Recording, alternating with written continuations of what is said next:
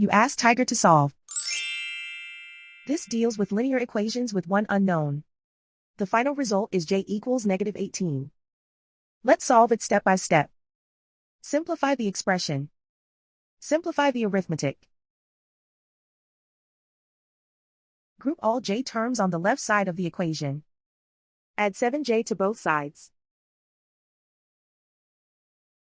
Group like terms. Simplify the arithmetic. Group like terms. Simplify the arithmetic.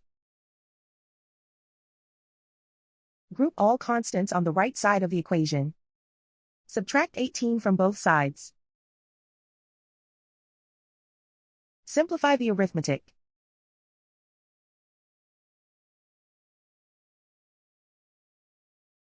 Isolate the j. Divide both sides by 2. Simplify the fraction. Find the greatest common factor of the numerator and denominator.